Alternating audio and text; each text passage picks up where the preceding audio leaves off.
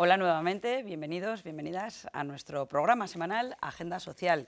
Hablamos de igualdad, justicia y políticas sociales para toda Euskadi y tratamos temas diversos desde el punto de vista divulgativo para conocer y comprender mejor pues, esas estrategias, esos proyectos, esas propuestas que nos hacen pues, para mejorar nuestra calidad de vida y sobre todo para mejorar nuestra forma de entender y disfrutar de la vida. Hoy vamos a hablar de servicios sociales, pero de una forma amplia. No nos vamos a centrar en ninguno en concreto y sí en la actualidad, ya que tenemos aquí en nuestro plató a la consejera de Servicios Sociales. Vamos a comenzar con la entrevista.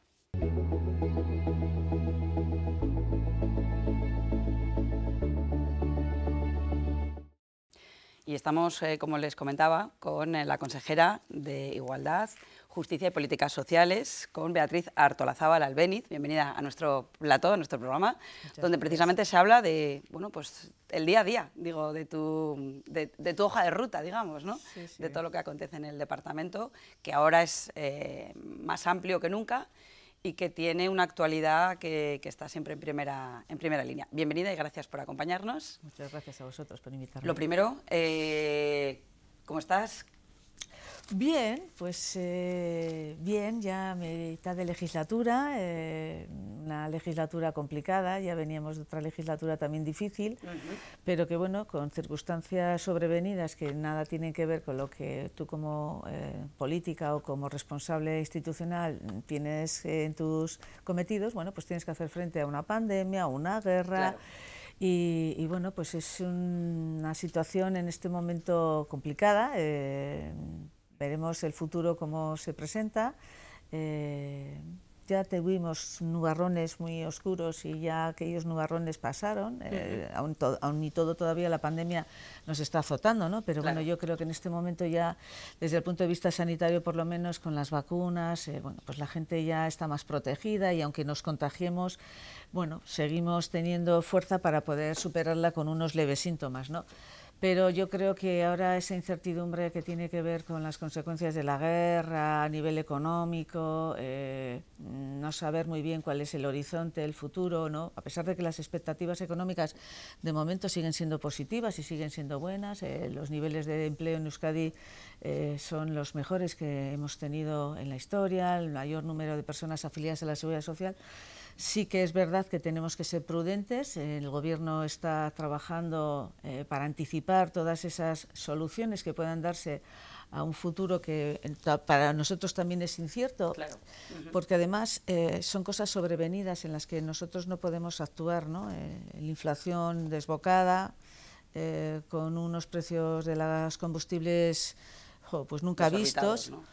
con lo cual afecta a todo lo que es la cadena de transporte, los precios, los alimentos de primera necesidad. Bueno, es una situación que esperemos que entre todos y todas podamos ir solventando. Pero bueno, yo como consejera estoy fuerte, estoy contenta, tengo un departamento muy amplio, muy bonito, muy exigente, trabajo con personas y para personas y eso es delicado. Las necesidades son muchas y a veces los recursos no tantos y conciliar y equilibrar todas esas respuestas, bueno, pues es una cuestión compleja. Sí. Pero bueno, tenemos fuerza, tenemos ánimo y aquí estamos.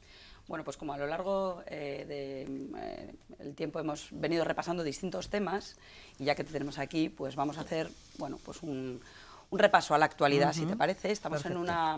Bueno, perdón, permíteme que te tutee, porque alguien me dijo, no quiero que me hagan sentir mayor y prefiero la cercanía, ¿no? Sí, yo soy una persona cercana, me gusta tocar a la gente, mirarle a los ojos, así que si me tratas de tú, estaré muchísimo más cómoda. Te lo agradezco. Y bueno, estamos en una época, junio, donde tenemos un tema multicolor, ¿no? ¿Sí? Que bueno, tanto se ve en las calles como en las reivindicaciones. Es un momento de, bueno, pues de afianzar esa diversidad y esa identidad propia, independientemente de, bueno, pues de la sexualidad que se haya elegido y sobre todo el respeto Si te parece, comenzamos un poquito por este tema que es de recién actualidad.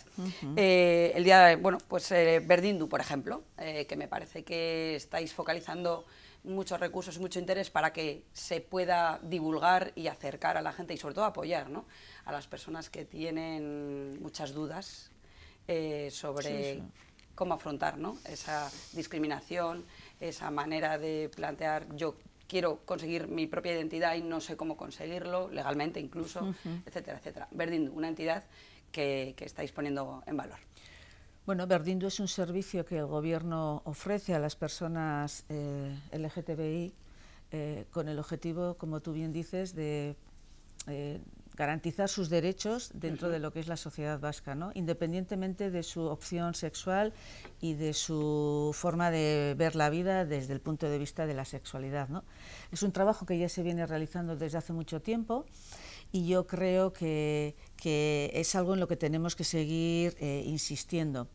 La sociedad vasca es una sociedad respetuosa con la diversidad. El índice de diversidad está alrededor del 75%, es decir, el 75% de la población vasca respeta y entiende la diversidad, pero también dice que un porcentaje importante, alrededor del 60%, cree que tenemos que seguir insistiendo en la defensa de esos derechos de las personas que libremente optan por tener una sexualidad, la que sea. Yo creo que eso tiene que estar asociado con la libertad y con el respeto, y cuando nosotros diseñamos el departamento, cuando el Gobierno se establece la estructura, el Lehendakari, a la hora de ver cuáles eran las piezas y cómo teníamos que encajarlas, entendió que la diversidad era algo que tenía que estar asociado con los derechos humanos, ¿no? Nosotros, cuando hicimos el puzzle de lo que era el departamento, porque es un departamento muy amplio, veníamos de una legislatura en la que la parte de la diversidad estaba siendo atendida o siendo responsables desde el ámbito de las políticas sociales. Pero estuvimos dándole vueltas, vimos que teníamos que dar un paso más y que la diversidad en Euskadi tenía que estar asociada, como te decía, a los derechos humanos. Y por tanto, en este momento, el área de Berdindu, el área de diversidad, el área LGTBI está asociada a la diversidad, derechos humanos, en una dirección que depende de otra parte que no son las políticas sociales, ¿no? ¿Por qué? Porque Euskadi es una sociedad plural y tenemos que trabajar en el ámbito de la convivencia. Y tenemos que tener garantizados todos los ciudadanos y todas las ciudadanas los mismos derechos independientemente de nuestra condición. Y yo creo que es un trabajo importante, es un trabajo todavía necesario, porque todavía en Euskadi se siguen dando en ocasiones datos o acciones que desde luego alarman a la sociedad vasca, porque por tener una condición sexual o por acostarte con una persona de tu mismo sexo o por hacer algo que en teoría alguien entiende que no es lo normal, se están produciendo agresiones y eso es intolerable. Es verdad que bueno, pues, en Euskadi, cuando se hacen encuestas, cuando se hacen estudios, sí que la gente en Euskadi manifiesta ser positiva a la diversidad, y sin embargo luego existen esas agresiones, esas faltas que pueden ser verbales, físicas, de situaciones, incluso laborales. Hay unos temas que son, digamos, más polémicos que otros, pues a veces se acepta que, por ejemplo, gays o lesbianas puedan tener familia, pero luego sienten rechazo. Es decir, parece que a veces nos contradecimos, ¿no? Manifestamos una cosa y luego con los hechos, o de forma, no sé si de forma individual, ¿no?, en nuestros entornos, parece que hay reacciones adversas. Eso es difícil después de solucionar la coherencia es complicado. O cambiar, ¿no? La coherencia en cualquier aspecto de la vida es difícil de tenerla todos los días, porque, bueno, pues igual a veces es políticamente correcto y queda muy bien. Claro. Pero luego en el día a día es cuando la gente se retrata, ¿no? Y entonces es cuando se examina si realmente lo que tú dices es realmente lo que tú piensas, ¿no? A veces existen situaciones... Contradicciones incluso, ¿no? Sí, sí. Pero bueno, yo por lo general, y desde un punto de vista amplio, creo que realmente la sociedad vasca es una sociedad muy tolerante. Lo ha demostrado no solamente desde el punto de vista de la diversidad sexual, sino de todos los puntos de vista, ¿no? Yo creo que Euskadi también desde el punto de vista de las migraciones, las personas que vienen... ¿Quieres decir en comparación con otras autonomías, con otros países con otras incluso? sociedades? Yo creo que Euskadi siempre ha mostrado, con sus incoherencias, que todos los tenemos, a nivel personal también, pero sí que creo que es una sociedad plural, una sociedad en la que al diferente se le trata como una persona con todos los derechos que cualquier persona en la sociedad vasca tiene que tener, pero sí que es verdad que tenemos que seguir insistiendo, porque se están produciendo situaciones que a veces ponen en peligro todo eso que hemos construido. Existe en este momento una corriente a nivel mundial en la que, bueno, pues desde el punto de vista del racismo, la xenofobia o el no respeto a la diversidad, bueno, pues se está alentando, fomentando situaciones que desde luego nosotros como gobierno y como sociedad rechazamos, y que creo que hay que poner pie en pared muchas ocasiones para decir que, bueno, esto es intolerable y que desde luego no podemos admitir. Cada uno... Sí, que son comportamientos individuales, no de una sociedad, ¿no? que mira de otra manera. Sí, pero a veces pues en la fiesta o en el grupo esos comportamientos individuales, bueno, pues se envalentonan, ¿no? y generan situaciones complicadas en cuanto a lo que es el respeto a la diversidad. Somos conscientes de que ha habido agresiones en Euskadi, hace tiempo que no, pero yo recuerdo el año pasado o hace 2 tener que concentrarnos porque había habido una agresión a un chaval, Basauri creo que fue, por su condición sexual. Por su condición sexual. Entonces, bueno, es cierto que somos tolerantes, es cierto que cuando te encuestan decimos que todos nos parece muy bien, pero que luego eso hay que materializarlo y hay que llevarlo a la práctica. Y como existen esos peligros, creo que es importante que las instituciones sigamos insistiendo en que la tolerancia a esos comportamientos tiene que ser nula, o sea, no podemos ni por... o sea, no es tolerable cualquier tipo de discriminación. De pleno, ¿no? Hay que rechazar de pleno, como te decía, pie en pared, y hay que trabajar con los colectivos que son los que realmente saben lo que están sufriendo, lo que necesitan y cuáles las demandas que bueno, pues que a las instituciones en este caso nos hacen para que sigamos ampliando y sigamos mejorando y sigamos construyendo una sociedad verdaderamente igualitaria, ¿no? Yo creo que Euskadi es una sociedad ejemplar en muchas cuestiones, pero seguimos teniendo riesgos y que no hay que perder de vista esos riesgos, y hay que seguir trabajando, insistiendo, para que, bueno, pues podamos, cuando surgen, eliminarlos de la saber, raíz. ¿no?, cómo actuar. Sí. Son importantes los datos, por eso tanto el observatorio como el informe Neurtu, por ejemplo, 21, pues que al final es donde se afianzan esos datos, porque la gente a veces, ¿no?, puede decir, es que creo que la sociedad cree, pero los datos son los que realmente nos dan los más datos veracidad. son objetivos, y esos datos, en base a las encuestas, te dicen que el 75% de la sociedad vasca está de acuerdo con que cada uno bueno, viva su sexualidad como le dé la real gana, ¿no? Entonces, bueno, yo creo que eso es importante. Eso demuestra que es una sociedad madura, que es una sociedad responsable y que es una sociedad tolerante. Pero no nos podemos confiar, porque ya te digo, corren aires complicados en base a, bueno, pues a modelos que bueno, convivimos, ¿no?, con una sociedad anclada en aspectos del pasado que cuesta eliminar, que cuesta cambiar, y no todo el mundo está abierto, ¿no?, al cambio, también es cierto. Eso es verdad, y entonces, como existen esas reminiscencias Sí, cada vez menores, pero a mí eso, el pasado me preocupa, pero lo que me preocupa es el futuro, ¿no? sin duda. El futuro... La juventud, ¿no? Sí, porque a veces yo creo que son jóvenes muy bien formados, jóvenes muy tolerantes, jóvenes con grandes valores, y creo que tenemos que apoyar a esas jóvenes para que, bueno, pues para que las personas jóvenes sean capaces de desarrollar su vida como mejor como ellos quieran. Sin duda. Pero hay un riesgo que a mí me preocupa en la juventud, es la inmediatez de la información que las nuevas tecnologías tienen les están muchísima permitiendo. información, ¿no? Y a veces no son capaces de digerir toda esa información. Y cuando utilizan de una forma inadecuada esas nuevas tecnologías, puede haber riesgos. Entonces, yo creo que esto tenemos que trabajarlo desde la educación, igual que la igualdad, igual que la diversidad sexual, igual que la diversidad racial. Hay que valores, principios, y en base a esa educación, bueno, tendremos personas con criterio para saber qué está bien y qué está mal, ¿no? Y para poder, bueno, condenar acciones y no repetir o no hacer acciones que vayan en contra del de al lado.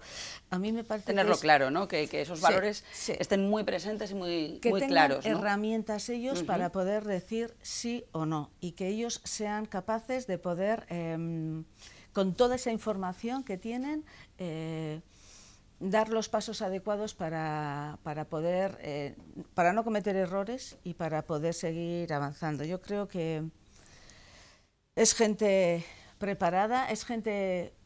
Nuestros hijos y nuestras hijas son personas con principios y con valores, pasa que tienen muchas amenazas y hay que ayudarles para que bueno, pues tengan criterio y sepan dilucidar lo que está bien de lo que está mal. Interesante. Sin duda, estamos en un periodo en el que las fiestas ya por fin han llegado, ¿no?, a nuestras localidades, pueblos y ciudades, y tenemos muchísimas ganas. Pero lamentablemente se siguen dando casos de agresión pues a mujeres que simplemente vuelven a casa y tienen miedo. Aquí estáis trabajando muchísimo, lo sé, porque hay una guía y hay un protocolo. Cuéntanos un poquito en estos momentos sobre la mesa, que ya tenemos las fiestas pues ahí, pasado mañana. Ya hemos comenzado prácticamente, pero están ya. Y algunas ya se han celebrado y todo. Es verdad, con muchísimas ganas. Un poquito cómo lo estáis planteando. Bueno, pues mira, yo creo que por suerte ya, como te decía al principio, parece que la pandemia nos va a permitir poder disfrutar de las fiestas, algo que la gente necesita porque somos animales sociales, necesitamos expresarnos también, eso es, ¿no? y de estar con la gente, disfrutar de los amigos, de las amigas. Y seguir manteniendo nuestras culturas también, que es fundamental. Sí. Y entonces eso está muy bien. Y en eso esperemos que podamos disfrutar todos. Pero eso, es necesario que disfrutemos todos y todas. Todos y todas en libertad y con respeto, ¿no? Y a veces en esa fiesta, utilizando inadecuadamente el abuso del alcohol, escondiéndose en esas cuestiones, se producen agresiones verbales, físicas y en algunas ocasiones incluso ya violaciones, ¿no? Y eso es inadmisible. Lo mismo que era inadmisible que una persona porque se acostara con quien le diera la gana fuera criticado, incluso agredido, en este caso es igual. Es que al final esto está basado en lo mismo: principios, respeto, valores, igualdad, libertad. Entonces, yo como mujer tengo el perfecto derecho a ir a unas fiestas, a una discoteca, a un concierto, vestida como me dé la gana, disfrutando de mis amigos, de mi entorno, sin tener el miedo o la precaución de que me vaya a poder pasar algo por solamente ser mujer. Entonces, para ello, sabiendo de estas circunstancias y sabiendo que se estaban produciendo estos hechos condenables, desde el departamento empezamos a pensar qué podíamos hacer, ¿no? Y establecimos, bueno, trabajamos entre un grupo de personas y decidimos que era necesario a los ayuntamientos, sobre todo, que son los que organizan las fiestas, darles pautas de cómo tendrían que actuar de cara a que pudieran, primero, evitar, bueno, prevenir, sensibilizar, lo primero, que no haya, pero si hay, cómo tenemos que ayudar a la víctima y qué es lo que necesita esa víctima para ni revictimizarla de nuevo, y ayudarlas en caso de que se haya producido la agresión, ¿no? Y para ello lo que hicimos es trabajar con Eudel, trabajar con las diputaciones forales y trabajar con el Gobierno, los diferentes departamentos que algo tienen que decir en lo que puede ser la organización de las fiestas y en concreto con el departamento que dirijo, y creamos y elaboramos una guía, una guía que se ha enviado a todos los ayuntamientos de Euskadi, a los 251 ayuntamientos de Euskadi, con el objetivo de que tengan ahí unas herramientas que les permitan poder organizar fiestas en las que todas las personas, independientemente de si son hombres o mujeres, podamos disfrutarlas en libertad. Para esto era necesario no solo contar con las instituciones, sino también, para nosotros creíamos que eran agentes importantes las chotnas, los hosteleros, donde vamos a disfrutar de las fiestas, ¿no? Donde se van a todo producir, el entramado, ¿no? Festivo. Todo ese entramado festivo, ¿no? Entonces, con ellos también hemos ido trabajando como agentes activos de cara a poder ser agentes que detectan si se está produciendo, claro, partícipes, porque tú desde la barra del bar vas a ver si está produciéndose o si una chica se encuentra incómoda porque hay un chico que le está acosando, ¿no? Entonces, bueno, esos agentes, y luego también como agentes también informadores, ¿no? Con una serie de cartelería en la que en caso de que se produzca una agresión tienes un teléfono, tienes un sitio donde acudir. Y algo también que para nosotros era importante era formar a las personas que iban a atender a esas mujeres que han podido ser víctimas o que ya lo han sido, ¿no? Y qué les tenemos que dar y cómo les tenemos que atender. Entonces, yo creo que la guía les va a servir como una herramienta para poder, ¿no?, diseñar espacios libres de violencia, o por lo menos eso es lo que pretendemos, con los agentes que están trabajando en la organización de esas fiestas, y también con las personas que en caso de que se haya producido la agresión puedan ayudar a esa víctima, siempre respetando la voluntad de la víctima. Una vez que se ha producido la agresión, siempre respetando la voluntad de la víctima y nunca cuestionando lo que la víctima en ese momento está diciendo, porque tú al principio igual puedes decir que no quieres denunciar,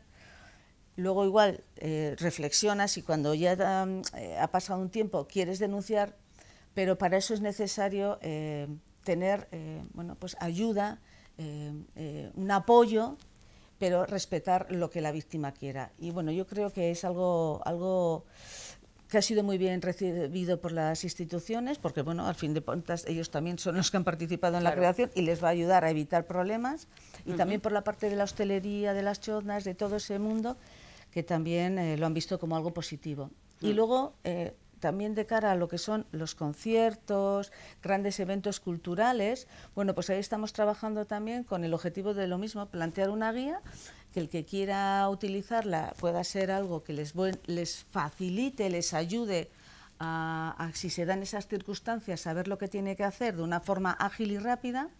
Y, jolín, un ejemplo, yo creo que para mí satisfactorio, es que la Encounter que se produce, o sea, que se celebra en Bilbao, en el BEC, en Baracaldo, el encuentro este de las personas, que reúne a más de 5.000 personas desde el punto de vista de la informática, que son apasionados de la informática, se han puesto en contacto con el departamento para saber cómo pueden ellos tener en cuenta esta situación de posible agresión que se pueda producir en un entorno con tantas personas para tenerlo previsto.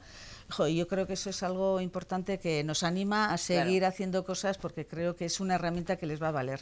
De forma física se puede apreciar, no sé si hay algún tipo de punto morado, punto violeta que llaman, digamos que cualquier persona que tenga dudas, que tenga no sé, cualquier cuestión que plantear, pueda acercarse y tener a alguien con quien hablar sobre el tema, o es más bueno, pues que las personas que participan en ello tengan formación para saber cómo tratar. Quiero decir que al final es una serie, ¿no?, de Luego hay los ayuntamientos, cada uno en función de sus capacidades, del tamaño, de también lo que vienen haciendo, porque esto no, hay muchos ayuntamientos, la inmensa mayoría, yo diría que todos, ya están concienciados en lo que han tenido formación también, han tenido formación, han tenido información, ya han hecho mucha serie de campañas, programas, proyectos, con lo cual no es algo nuevo que les venga de sopetón, vamos a decir, ¿no?, sino que es simplemente con todo lo que ya venís haciendo, tened en cuenta que de cara a mejorar, y a ser todavía más eficientes para evitarlas, pero si se producen para ayudar a la víctima, podríais hacer esto. Son guías recomendatorias de iniciativas que puedan mejorar, reforzar lo que los ayuntamientos vascos ya vienen realizando. Y apoyarles también, ¿no? Que se sientan respaldados de algún modo. Sí, y además es que yo creo que tener una guía unificada para poder dar una respuesta unitaria es importante. Y ahí están las bases de lo que hay que hacer, cómo hay que hacerlo y con quién hay que contar. Esto está colgado en la página web de, yo creo que es Emakunde, del departamento, pero bueno, buscamos guía y aparecen. Eso, la página web del Gobierno Vasco, aparece la guía desde el punto de vista de la cultura y los grandes eventos en breve se colgará también. Y bueno, yo creo que los propios ayuntamientos serán los que luego organicen esos puntos de información donde las personas, si se han sentido acosadas o han tenido algún episodio que les haya producido una inquietud o incluso una propia agresión, bueno, pues puedan estar allí informándoles. Bueno, si se ha producido una agresión, yo recomendaría que se llamara al 112, la Ertzaintza Policías Locales, que son ellos los que les van a ayudar en primera instancia, llevándoles a los hospitales o donde sea necesario, ¿no? Pero bueno, yo creo que la sociedad vasca, como te decía, está concienciada, estamos haciendo muchas cosas, somos exigentes los vascos y las vascas porque realmente queremos una sociedad igualitaria. Y tenemos que intentar acabar con esta lacra, no sé si se puede decir, pero lacra social de lo que es la violencia contra las mujeres, solamente por el hecho de ser mujeres. Y creo que todavía pues, nos queda algún camino por recorrer, porque la verdad es que de momento en Euskadi no ha habido ninguna víctima mortal, pero en el Estado español ya van demasiadas. Sí. Y es necesario... Una ya es demasiada. Eso es necesario acabar con todo ello. Erradicarlo, ¿no? Y es una cuestión de desigualdad, o sea, es desigualdad, pero pues económica, desigualdad de todo tipo, de falta de valores, de libertad. Educacional incluso, ¿no? Pensar que hay un ser superior sobre otro. Sí, simplemente porque por nuestra condición de mujeres, pues algunos creen que pueden hacer lo que quieran con nosotras y bueno, pues eso es que no.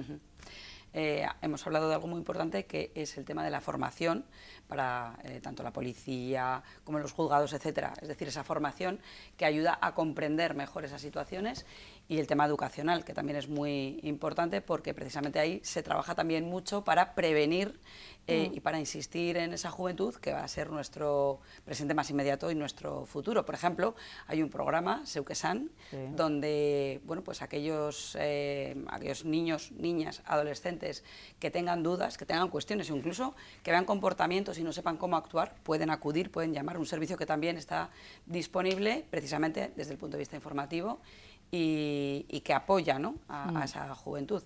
Muy importante, se sigue insistiendo en esa labor divulgativa e informativa. Se me olvidó antes comentar, en relación a lo que es las agresiones sexuales en Euskadi, el Gobierno tiene un servicio, el Gobierno vasco tiene un servicio, SATEBI, que es importante, es el 900-840-111, en el que las mujeres que han sufrido una agresión o las mujeres que creen poder ser víctimas, porque a veces la víctima no termina de saber... Es muy difícil, a veces que ella entienda, ¿no?, que está siendo víctima, porque, es uno de los grandes problemas. Claro, la víctima cuando tiene una agresión física, esa la detecta enseguida, pero una agresión psicológica, esa hasta que te das cuenta de que has sufrido y que eres víctima de violencia sexista, suele pasar un tiempo. Entonces, bueno, cualquier persona, y luego también hay personas que pueden denunciar ante una posible situación de vulneración, o una situación de violencia sexista, puede llamar a este teléfono y decir, oye, mira, creo que mi vecina, mi amiga, mi hermana está sufriendo o puede ser víctima de violencia. Entonces, bueno, ese teléfono está ahí para ayudar. Para saber cómo actuar, ¿no? Cómo poder ayudar, cómo poder aportar, ¿no? Cómo dirigir, cómo orientar.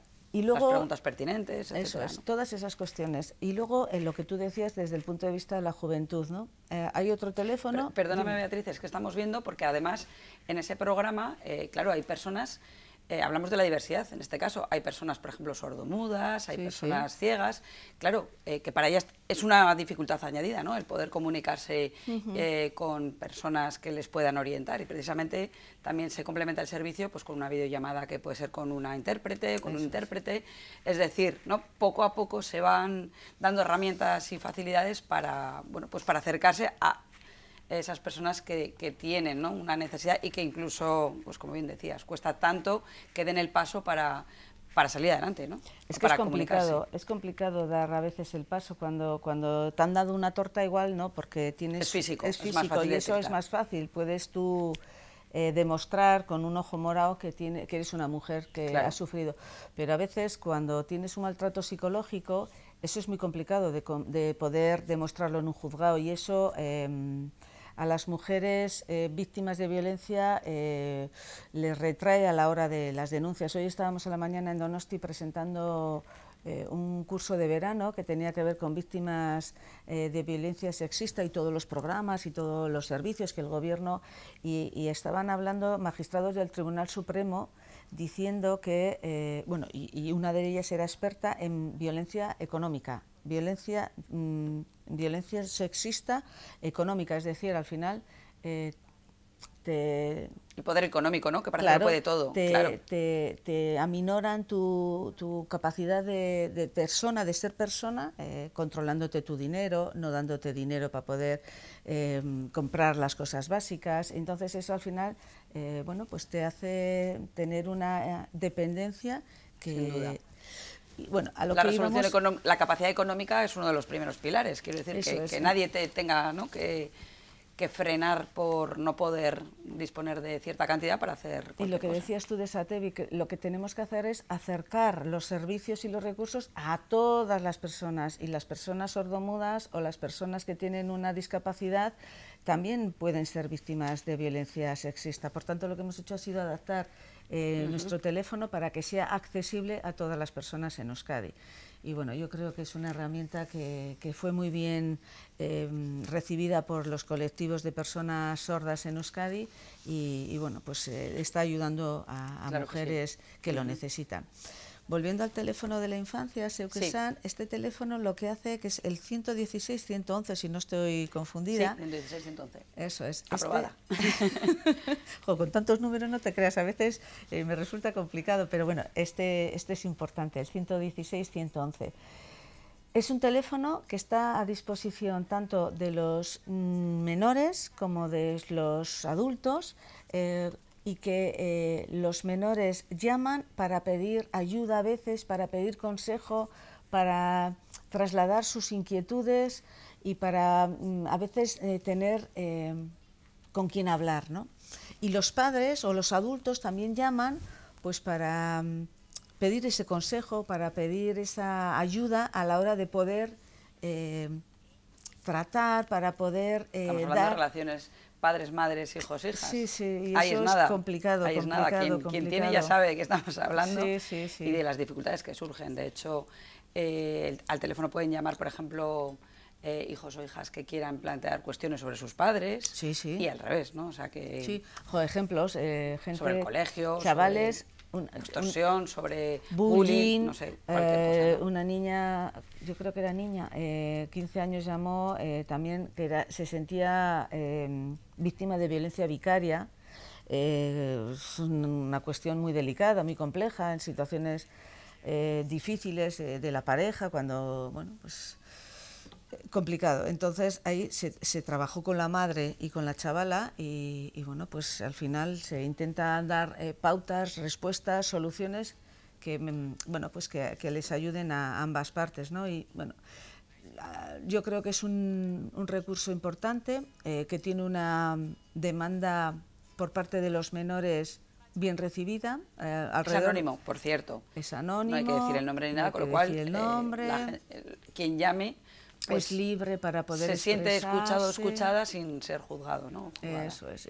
Y además está siendo atendido por personas profesionales, preparadas, con capacidad para poder aconsejarles de la mejor forma posible. Y bueno, yo creo que es una herramienta válida tanto para los menores como para los adultos, que tienen que conciliar muchas veces cuestiones complicadas como es la crianza, la adolescencia.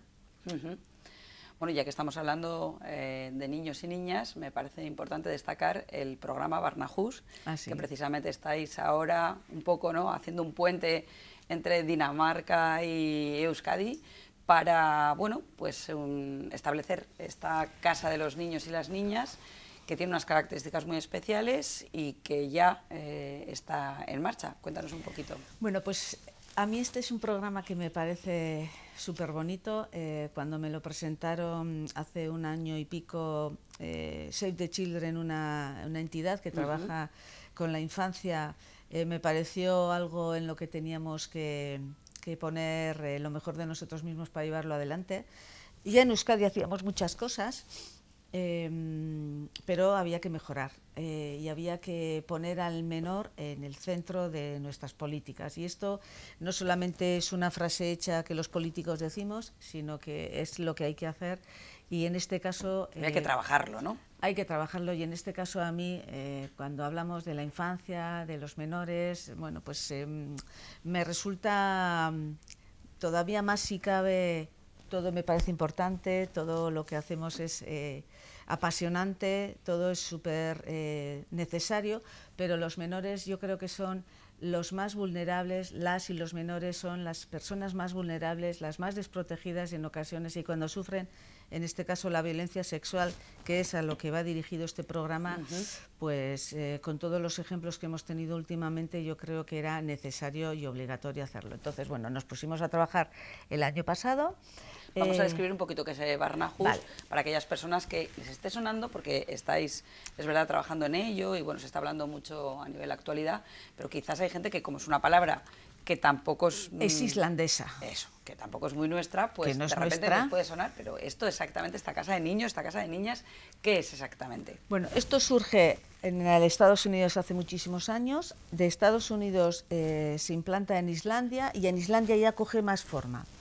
¿Qué es? Pues es una casa, como tú bien dices, en la que los agentes y los servicios que va a necesitar un niño cuando tenga que denunciar una violencia sexual van a estar todas en el mismo espacio físico, para evitar que ese niño tenga que contar su historia a muchas personas que tienen que ayudarle ante esa situación. ¿En el recorrido hasta la denuncia o hasta lo que corresponda? Lo que sea.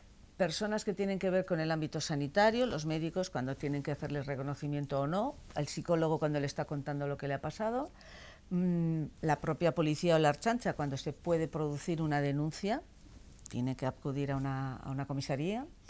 Los servicios sociales, porque también desde el punto de vista social hay que ver bueno, qué necesidades tiene ese menor en cuanto a sus tutelas o no, su familia cómo es, bueno, todo lo que tiene que ver. Estamos viendo también en este vídeo que está muy bien, de forma explicativa, para comprender, ¿no?, hasta llegar al proceso judicial. De hecho, Barnahus realmente viene avalado por unos resultados muy buenos, en los que no solo hay más denuncias y más resoluciones respecto a agresores, ¿no?, porque antes muchos niños declaraban, pero durante el proceso en el que estaban declarando llegaba un momento que había tanta contradicción que no llegaba, digamos, sí, porque el proceso a trámite, ¿no? Se contaminaba, la declaración de los menores se iba contaminando, entonces al final las pruebas que se podían tener no eran válidas de cara a la hora de plantearlo en un proceso judicial para poder condenar o no al agresor, ¿no? Entonces, pero sobre todo lo que pretendíamos era no revictimizar al menor y ayudarle. Si se había producido esa violencia sexual, todas esas personas, luego entra la Fiscalía, la Judicatura, bueno, pues todas esas personas, al final iba el niño a cada uno de sus sitios con el objetivo de ir tomándole declaración ante todas esas cuestiones que le podían afectar en esa situación de violencia sexual. Lo que pretendemos es que, en vez de que el niño se mueva, nos movamos los demás. Y entonces, bueno, en un entorno más amigable también, ¿no? En un entorno amigable, con una decoración como si fuera su casa, Claro, para que no se sienta también, porque al final ir al hospital parece un enfermo. Si claro, va a un juzgado, pues parece que ¿no? Que se siente más Y intimidado. tendrá que ir igual al hospital cuando le tengan que hacer lo que le tengan que hacer, pero si yo tengo que hacer la prueba preconstituida para que eso tenga validez en un juzgado, lo que tenemos que intentar es que haya una única declaración o pocas declaraciones en las que el niño cuente lo que ha pasado, tanto la Fiscalía como la Judicatura, como los servicios sociales, como el abogado defensor del agresor estén escuchando y se le pueda hacer bueno, pues una investigación al niño en un diálogo como tú y más yo estamos cercano, ¿no? haciendo. El Barnahus es esto, es en un espacio decorado con Hemos visto algunas imágenes porque realmente visto? el piloto está en Vitoria. Lo vamos a poner en marcha a finales de año, primeros del que viene. Es un piloto que, bueno, dadas las circunstancias del territorio, con la concentración mayoritaria de la población en Vitoria-Gasteiz, bueno, entendimos que era el sitio ideal porque esto tiene que salir bien. Y entonces, para que saliera bien, teníamos que buscar el sitio que creíamos idóneo, porque con el compromiso de todas las personas que tienen que participar en el proyecto, ¿no? Y en un entorno de vivienda que no fuese, digamos, un sitio tiene también que ser un sitio institucional, discreto, ¿no? Formalizado. Tiene que ser un sitio discreto, un sitio que esté alejado de una comisaría, de un palacio de justicia, de un hospital, como si fueras tú a una casa normal y corriente en la que tú entras y desde luego aquello no te va a decir que es un lugar en la que se te va a tomar declaración ante una situación de violencia sexual que has padecido. Nada que ver con lo que vemos en las películas, ¿no? Es otro concepto totalmente distinto. Va a ser todo decorado para los niños. Claro, los niños, puede haber niños desde un añito hasta los 17, 18 años, cuando ya se alcanza la mayoría de edad. Por tanto, ahí estamos ahora pensando si todos los espacios tienen que ser con la misma declaración o no. Bueno, yo creo que tengo un equipo, lo digo porque es que es mi equipo, un equipo motor comprometido, un equipo motor involucrado, consciente de que tenemos una oportunidad maravillosa de ayudar a esos menores que han sufrido una situación dolorosísima y que es necesario reparar a la mayor brevedad. Y entonces, bueno, pues ahí estamos. Entonces va a ser una casita en la que la gente va a entrar. El chaval o la chavala va a contar en una entrevista como la que estamos tú y yo ahora mismo teniendo, amable, se le va a hacer, pues no sé si se llamará interrogatorio, pero puede ser unas preguntas, una charla, una serie de preguntas en las que el niño va a ir contando. En Dinamarca, cuando estuvimos en la ciudad, se llamaba Nasbet, tenían unos ositos que les dejaban a los niños, entonces el niño iba cogiendo al osito y bueno, le iban preguntando. Había una cámara en la que luego la parte que no estaba haciendo la entrevista estaba viendo lo que el niño estaba declarando. Y si alguien quería hacer alguna pregunta en concreto al niño, esa cámara parpadeaba para que se pudiera formular la pregunta.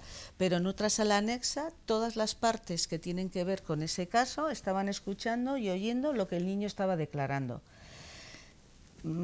Pues nada que ver con lo de ir a una comisaría o a un palacio de justicia en el que la justicia sigue siendo algo que todavía la vemos un poco lejana, ¿no? Los jueces con la toga, te imponen. Es clásica. Dan respeto. Entonces, lo que queríamos era acercar, ¿no? Romper con eso. Y que el niño se sintiera, bueno, tranquilo para que pudiera explicar con detalle todo lo que había pasado.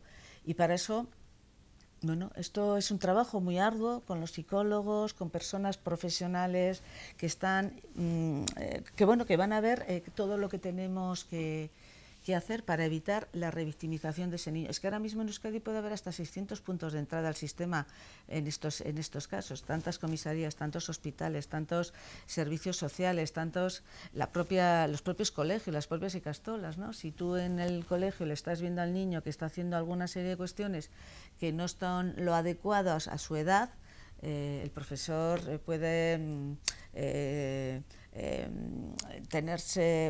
puede estar ahí atento, ¿no? Detectar, mosquearse, ¿no? Decir, esto no es normal, ¿qué está pasando? ¿No? Entonces, bueno, hay que organizar todo eso. Importante, seguimos con la formación y con... ¿no? Sí, y protocolizar, ¿no? Claro. Yo creo que la visita que hemos hecho ha sido muy intensa, la verdad es que en 2 días hemos visto muchas cosas, pero yo creo que nos van a ayudar a ya...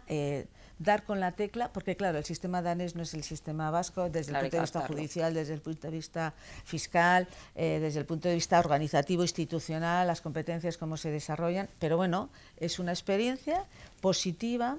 Lo que sí que va a pasar es que cuando esto empieza a funcionar, el número de denuncias se va a multiplicar de una forma importante. Nos lo dijeron ellos. Pasaron de 300 y pico al principio a 1.500 en 5 o 6 años. Con lo cual, bueno, esto implica que hay mucha gente que está sufriendo, que no se les está atendiendo de la forma adecuada porque no saben cómo hacerlo, porque no saben cómo poder recibir esa ayuda. Complicado que es que la víctima comprenda que está siendo víctima, que esa parte, y ¿no? teniendo en cuenta que aquí puede haber niños y víctimas de pues, muy jóvenes. Y generalmente de entornos muy cercanos, que son como son familiares. Esa violencia se produce en el entorno más cercano al menor. Que digamos, esa parte, ¿no?, tan cercana de un familiar, pues es muy difícil de romper, muchísimo más. Complicado. Y de detectar. Claro. Bueno, si te parece, Beatriz, tenemos todavía algunos temas más de los que hablar. Vamos a hacer una pausa porque también hay otros temas de actualidad que nos han preparado nuestros compañeros y compañeras y vamos a escucharlos.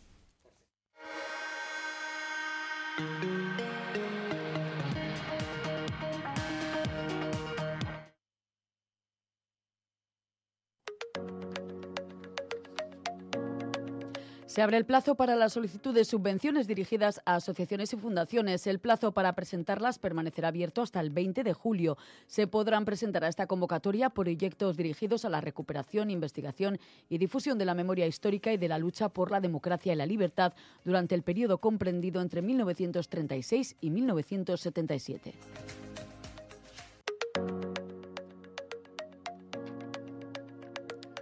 La brecha salarial entre hombres y mujeres se ha reducido de forma significativa en Euskadi en los últimos 4 años. Ha pasado del 24,4% en 2016 al 17,9% en 2020, según datos del Instituto Nacional de Estadística, el INE. En concreto, en este último ejercicio, ellas cobraron de media 27.126 euros y ellos 33.040. Esta diferencia es ligeramente inferior a la media nacional, 18,7%, donde también se ha registrado un recorte importante.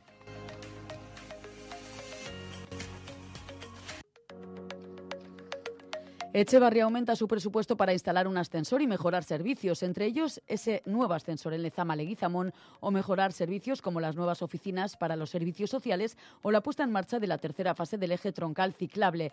En total, las cuentas municipales suman 1,9 millones de euros, una modificación que se aprobó con los votos a favor de todos los grupos políticos del Pleno.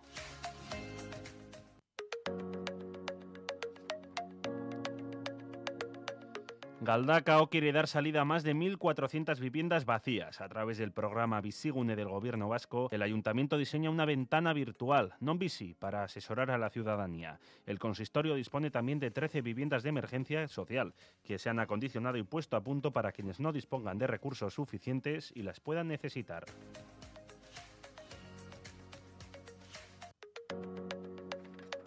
Más de 100.000 mujeres en Euskadi habrían tenido dificultades económicas para hacer frente al gasto en productos menstruales en algún momento de su vida, según el estudio sobre la pobreza e higiene menstrual de Emakunde.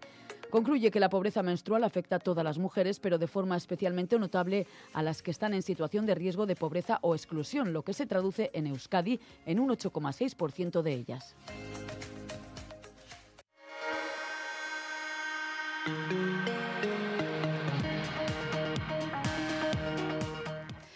Bueno, pues seguimos hablando de actualidad porque recientemente tenemos que hablar de mujer y cambio climático. Algo que quizás hay gente que no termina de comprender porque dice, vale, mujer, entiendo qué reclamaciones no hay sobre la mejora o sobre el respeto a los derechos humanos, pero el cambio climático, que es otro tema también tremendo en el que, a nivel individual hay gente que trabaja, a nivel colectivo a veces cuesta un poco más comprenderlo, pero la relación mujer y cambio climático no lo terminamos de comprender, pero está ahí, de actualidad. Cuéntanos. Bueno, es algo que nosotros no hayamos inventado, sino que ya incluso las propias Naciones Unidas está trabajando en este vector, ¿no? Mujeres, jóvenes, cambio climático. Bueno, tenemos los ODS, que es verdad que van sumando acciones, ¿no?, en distintos ámbitos. Puede ser uno el tema de género, otro el tema de medio ambiente. En este caso se unen los dos. Eso es, se unen los dos porque las mujeres, en la inmensa mayoría de los conflictos, somos las víctimas de todo lo que pueda ser más negativo. Y me explico. Ucrania, mujeres que están siendo obligadas. Conflictos bélicos, las mujeres se utilizan como arma de guerra. Y en el cambio climático también, en el sentido de que este cambio climático está haciendo que se están produciendo situaciones de sequía mucho mayores. También estamos hablando de a la hora de las migraciones, las personas antes sobre todo emigraban o por cuestiones políticas, personas refugiadas, o por cuestiones económicas buscando una mejora de vida. Muchas de las cuestiones que en este momento se están produciendo de las migraciones económicas tienen que ver con el cambio climático, porque se están produciendo sequías muy importantes dentro de lo que es catástrofes naturales, ¿no?, que ocasionan problemas. Eso es, África. Se están produciendo una sequía muy importante que está haciendo que se desplacen las personas hacia el norte de África, y luego será hacia el sur de Europa y hacia el centro y norte de Europa. En ese flujo de movimientos las mujeres también nos movemos, pero las mujeres nos movemos y siendo una de las víctimas de esos movimientos, porque en esos traslados las mujeres con niños pequeños, porque la natalidad en África en este momento sigue siendo elevada, bueno, están transitando, buscando mejores oportunidades, están falleciendo sus hijos, están falleciendo ellas, o están teniendo que dejar a sus hijos en manos de otras personas para que puedan tener una oportunidad esos niños. Y las mujeres en ese tránsito, bueno, pues también están siendo víctimas. Estábamos ayer con una mujer experta que había sido Lorena Aguilar, ¿no? Esa es, Lorena Aguilar, consultora independiente y es vicecanciller de Costa Rica. De Costa Rica, o sea, una persona relevante. Y ella decía, ella viene de un país tropical en la que sequías no se producen, pero se producen huracanes. Y ella decía que las mujeres eran víctimas de ese cambio climático porque con el huracán Mitch, creo que dijo, una mujer costarricense llevaba 3 hijos, uno en brazos porque era muy chiquitito y 2 de la mano. Llegó la ola, llegó la riada, llegó bueno, el agua, se llevó a 2 de ellos y ella se quedó con uno. Perdió 2 hijos como consecuencia del cambio climático, y ella como mujer se vio afectada directamente por esa situación, ¿no? Entonces, ¿por qué ese vector mujer, joven, cambio climático? Pues porque al final somos las paganas de una serie de circunstancias que se están produciendo en el mundo y que es necesario tener en cuenta esa vertiente o esa visión feminista o desde el punto de vista de la mujer en cuanto a lo que es el cambio climático, para actuar y para ser conscientes de que el cambio climático no solamente tiene que ver con que haya que cambiar los coches de combustibles fósiles por baterías eléctricas, sino que tiene consecuencias en las personas y tiene consecuencias en lo que esas emisiones de CO2 están provocando en lo que es el campo. Claro. Que a su vez tiene consecuencias en los seres humanos y dentro de los seres humanos, sobre todo en las mujeres. En las mujeres, ¿no? Y por eso es lo que la ONU... Trabajos extra que haya que hacer, donde las mujeres tienen que, ¿no? Pues como aquí cuando la revolución industrial, ¿no? Que las mujeres tenían que estar participando pues en la limpieza, ¿no? De las armas y bueno, pues que quizás por la manera que tienen ellas, ¿no? De trabajar y de hacer, pues parece que los hombres no lo hacen, etcétera, etcétera. Implicaciones diversas, ¿no? Eso es. Bueno, el cambio climático, que además afecta sobre todo a lo local, porque es un poco lo que queríais, digamos, al final trasladar, ¿no? Con este congreso, que tiene también que ver con los cursos de verano, etcétera, etcétera, con la importancia de lo local y el desarrollo de la mujer en pues ese trabajo, ¿no?, por el medio ambiente en lo local, que es muy importante. Yo creo que a nivel político en los próximos años hay muchas cuestiones que tenemos que tratar y a los que tenemos que dar importancia, pero si tuviéramos que priorizar dos tendrían que ver, una con el cambio climático, porque como no tengamos una tierra, un planeta en el que podamos vivir, bueno, pues se acabaron el resto de las políticas. Hay que cuidar el planeta, ¿no? Sí, pero por una cuestión egoísta nuestra, porque como no haya planeta, nosotros no existiremos. Se acaban los recursos, se acaba todo. La climatología cambia. Y hay que mirar a largo plazo. Aquí en el corto plazo no puede ser. O sea, cuando yo les digo a mis amigos, les digo, mira, si está muy bien ahora no querer, no, o sea, las emisiones de CO2, ¿no? Ya, pero como no seamos capaces de revertir este calentamiento global que está asociado a las emisiones de CO2 y que está produciendo cambio climático, que no solamente significa tener sequía, sino que en otras partes habrá inundaciones, en otras partes habrá heladas, en otras partes habrá nevadas, que serán tan catastróficas como una sequía, ¿no? Somos un planeta global, local, pero quiero decir, de lo local a lo global, ¿no? Eso es. Entonces, tendremos que cuidar el medio ambiente y para eso el Gobierno en el Departamento de Medio Ambiente está trabajando de una forma intensa, con esa mirada a largo plazo, y hay que girar el barco para que toda la economía también esté mirando con ese objetivo. No se puede cambiar de la noche a la mañana las cosas, necesitamos formación, necesitamos adaptarnos, necesitamos seguir viviendo y para ello hay que ir poco a poco transformando las cosas. Y luego las mujeres. Si tenemos en Euskadi y en los países avanzados un problema demográfico, porque existe un número bajo de nacimientos, aparte de las personas que puedan venir de otras partes a vivir en Euskadi y a formar la sociedad vasca, es necesario tener mano de obra para nuestras empresas y para nuestros negocios, ¿no? Y eso pasa porque las mujeres nos integremos de una forma decidida en el mercado laboral. Ya no porque las organizaciones donde las mujeres funcionan mejor, tienen más beneficios, el clima de trabajo es mejor, sino porque no va a haber suficiente mano de obra para poder atender todas las necesidades que la industria y la empresa vasca va a tener. Por tanto, yo creo que es una oportunidad para que nosotras nos incorporemos de una forma decidida al mercado laboral, para que seamos libres con esa independencia económica que te da el trabajo, para poder desarrollar nuestro proyecto de vida profesional y personal.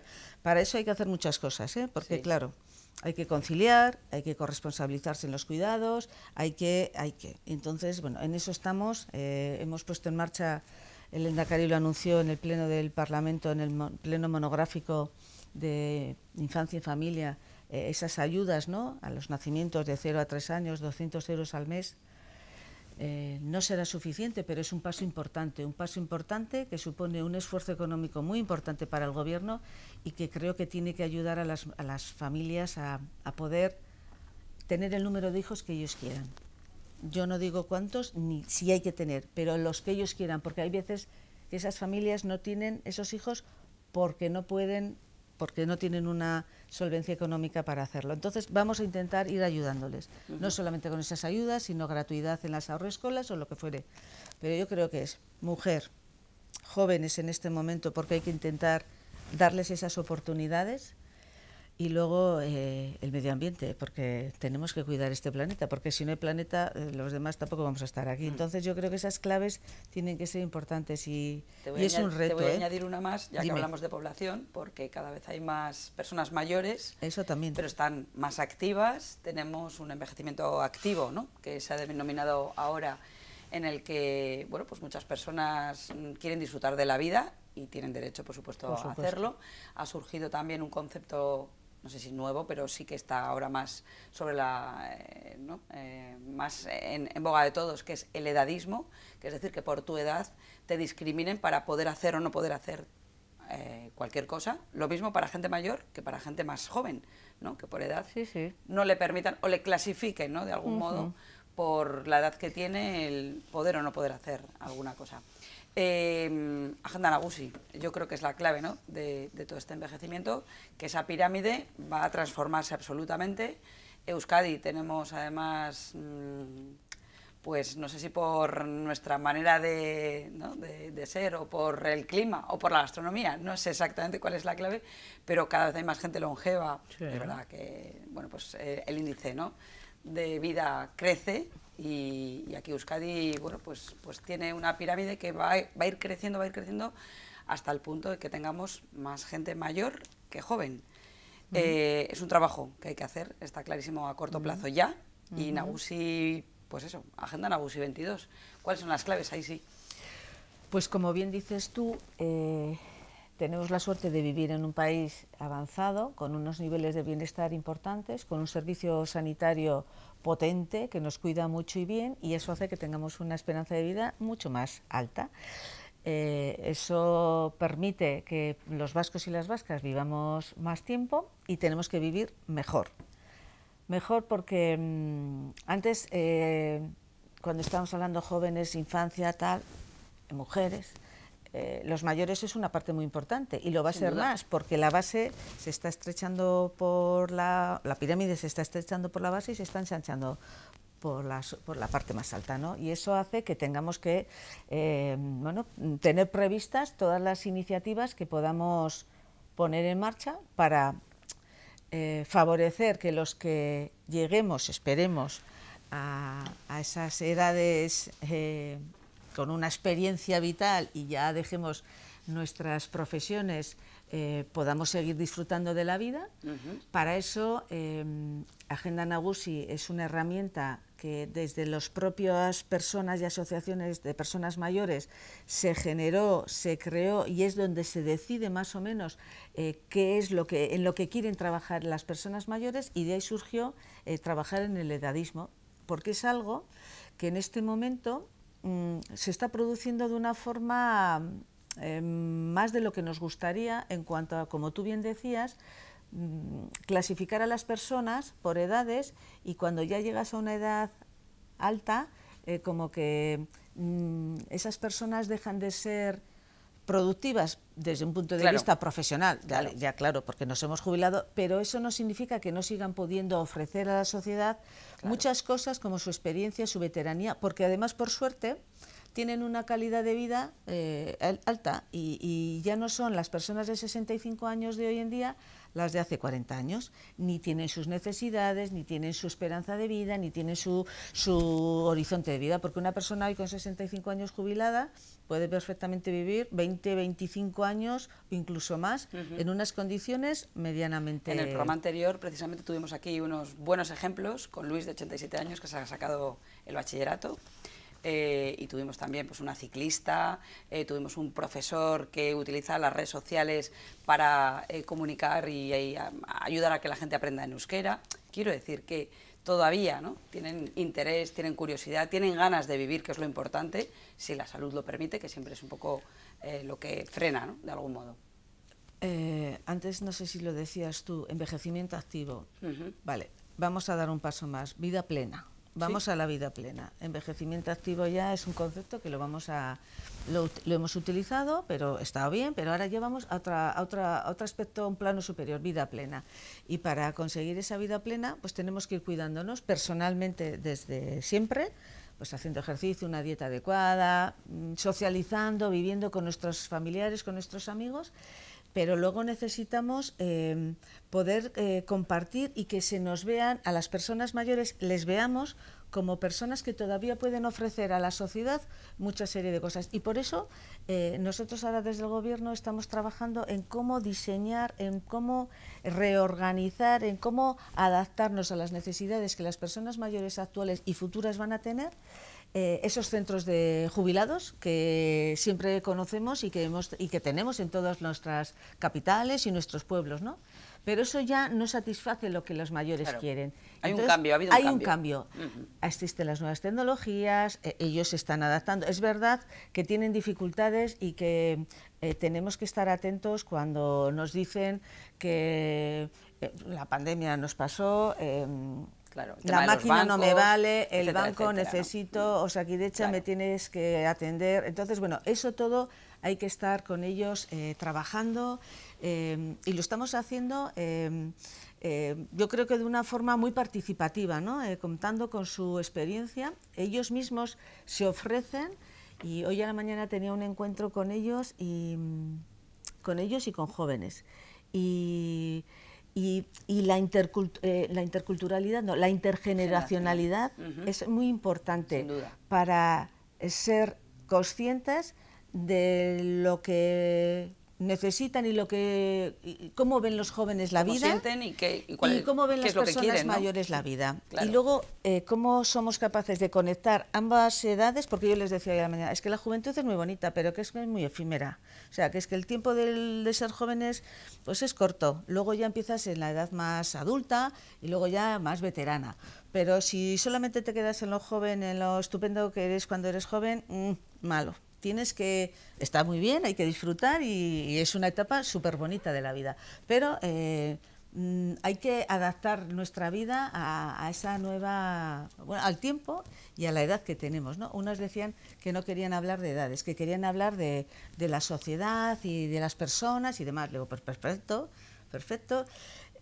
Yo sí que creo que hay que ser conscientes de que la vida ha cambiado, las personas mayores tienen otras necesidades y que la conexión entre las diferentes personas con las diferentes edades, jóvenes, mayores, adultos, vivimos, esa conexión intergeneracional es súper importante para romper todas esas estereotipos, todas esas estigmas que tienen que estar asociados con el edadismo. Porque dices, persona mayor, persona que... Empatizar, conocernos, sí, pero descubrir a esa otra persona, que ojalá seamos en un futuro también personas mayores. Y esperemos llegar. Por eso, por eso. Pero a veces piensas, una persona mayor, no le voy a hacer caso, le voy a tratar como a un niño, que no, que las personas mayores también tienen su criterio, que tienen su voz, que pueden decir, y hay que contar con ellos, no hay que infantilizarles, no sé, yo creo que hablaban hoy... Darles valor. Sí, y hablaban de la sexualidad. Claro, la sexualidad de un niño, de un joven, no es la misma que de un adulto, ni es la misma de una persona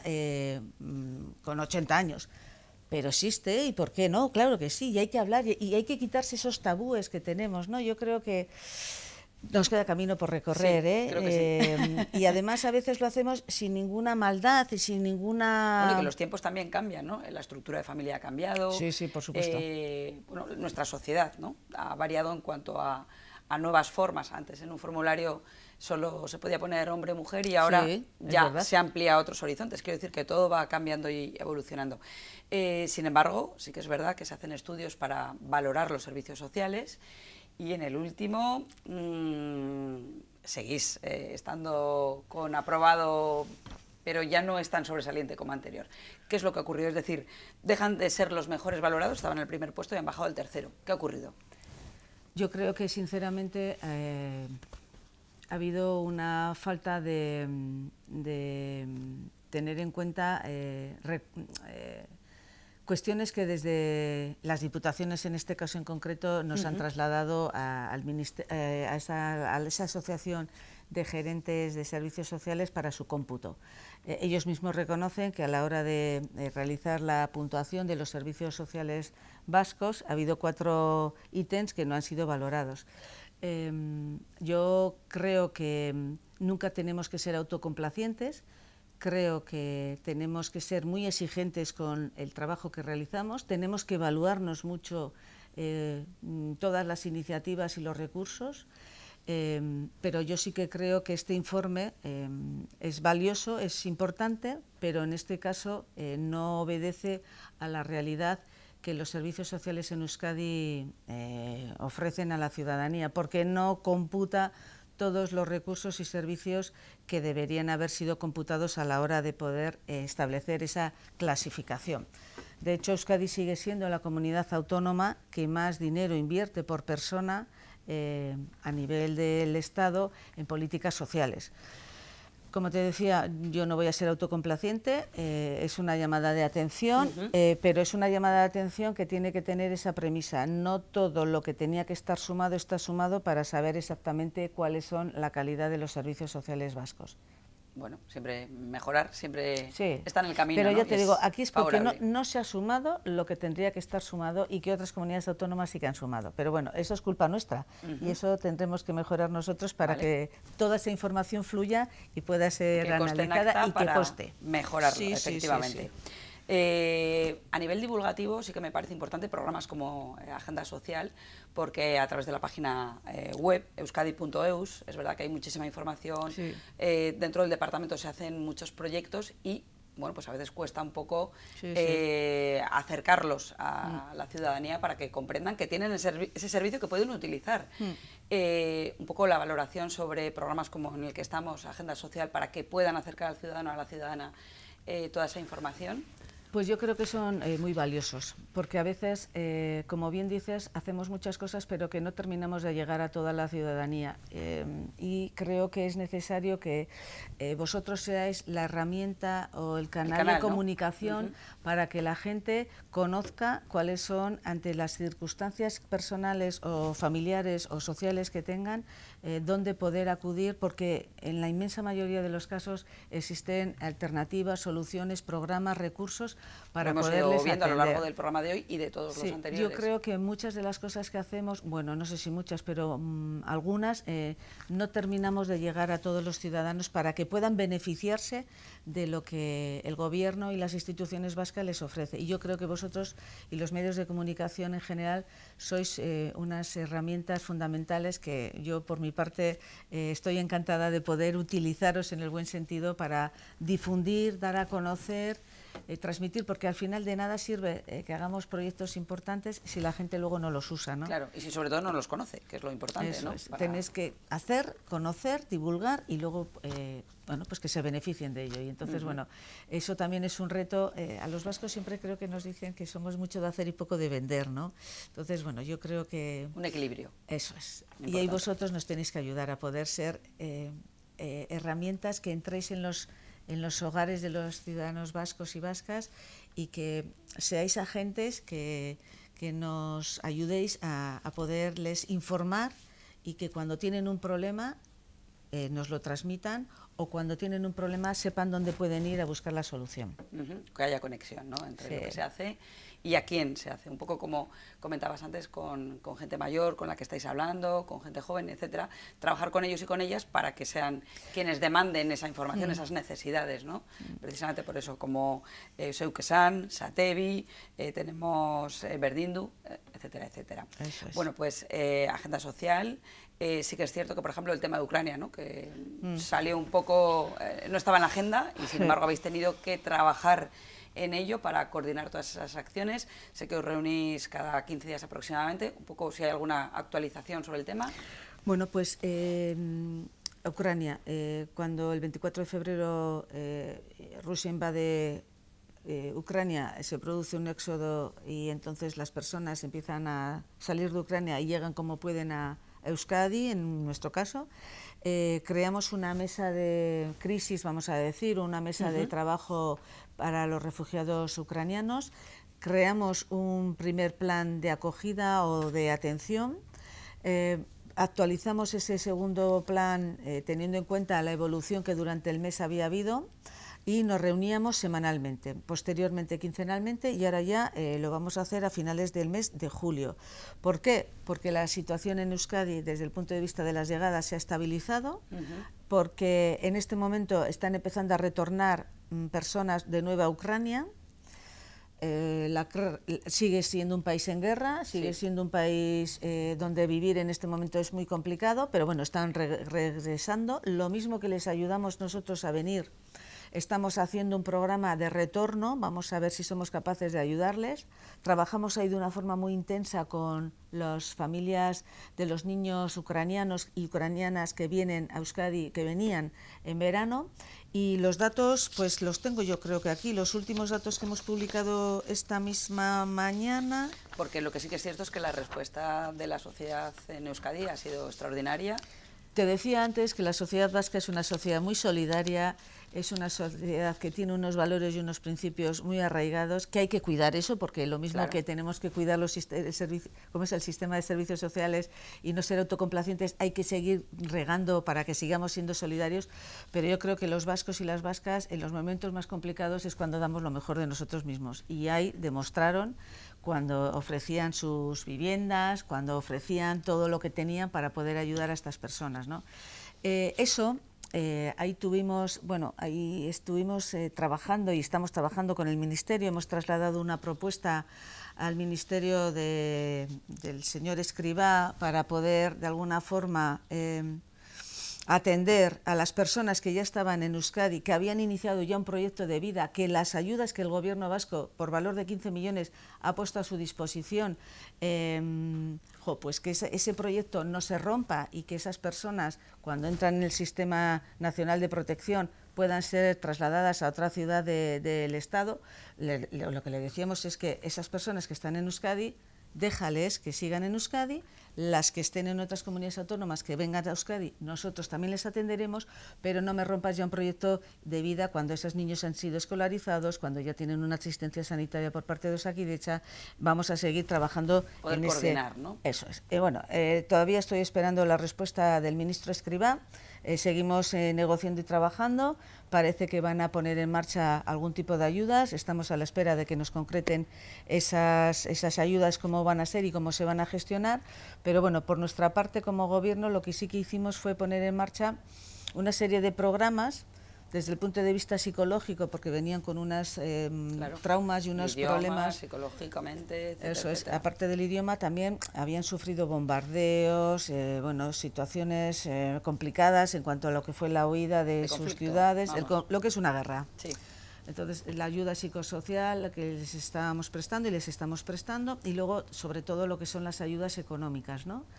Porque la directiva europea, que por primera vez se activa en este conflicto, lo que te dice es que aquellas personas refugiadas que lleguen a un país de destino, en este caso Euskadi, tienes que tener todas las herramientas desde el punto de vista sanitario, social y económico. Siendo esto una competencia del Estado español, no competencia del Gobierno vasco, pero nosotros subsidiariamente, mientras el Estado estaba preparando su sistema de protección, nosotros empezamos también a ofrecer el nuestro. Bueno, vamos a ver si somos capaces. Y en cuanto a los datos, pues las personas atendidas con datos de hoy jueves son 1.257 en el Servicio de Acogida y Protección Internacional. En la protección internacional temporal ahora mismo hay 3.434 personas en Euskadi, y ya con tarjeta sanitaria de Osakidetza 2.667. Y en esas ayudas económicas hemos invertido ya 853.000 euros, con lo cual, bueno, hay gente que va a volver a su país porque salieron de una forma rápida. Por supervivencia. Porque si no, por supervivencia. Seguramente por hijos, por hijas. Otros se van a quedar aquí porque la diáspora ucraniana en Euskadi es importante. Sí. Había unos 1.200 y bueno, con todas las personas que han venido, algunos se quedarán para continuar su proyecto de vida aquí. Pero bueno, nosotros somos una sociedad acogedora. Cuando tuvimos que salir al exilio, durante la guerra, la gente nos acogió, y tenemos que ser generosos y ayudar a la gente cuando lo necesita. Y yo creo que Euskadi y las instituciones vascas y la sociedad vasca así lo ha demostrado. Bueno, pues Beatriz, yo creo que hemos hablado de muchos temas de actualidad, que llega el verano, pero la agenda sigue activa. Sí, sí. Espero que algunos días de vacaciones también. Sí, también hay que coger, porque también hay que cuidar a la familia. Y recargar energía, ¿no? Sí, sí, y la familia, yo digo, si no cuido a los míos es difícil que cuide a los demás, con lo cual también tengo que cuidar un poquito. Y tengo que conciliar. No soy el mejor ejemplo, pero hay que conciliar también. Bueno, pues simplemente queríamos agradecerte la presencia aquí en Plató, que nos hayas ofrecido un rato de tu apretada agenda y agenda social, Gizarte Ekintza. Estamos para divulgar precisamente pues, todos los temas que trabajáis, que nos importan, dentro de igualdad, justicia y políticas sociales, y seguiremos aquí semanalmente, también en nuestro canal de YouTube, Telebilao, donde subiremos también los programas para que la gente los pueda ver, y para toda Euskadi, divulgativo sobre estos temas de servicios sociales y mucho por hacer. Sí, sí. Gracias por acompañarnos. Estoy encantada, las veces que queráis. Tenemos muchas cosas que contaros y vosotros nos tenéis que ayudar a que la gente sepa todo lo que hacemos para que podamos ayudarles. Así que por mi parte, encantada y hasta la siguiente. Esta es tu casa. Nos despedimos siempre con algunos teléfonos de interés en Agenda Social para que queden bien en la retina y, bueno, como siempre, les invitamos a que sigan viendo nuestros programas de Agenda Social. Nos vemos próximamente. Agur.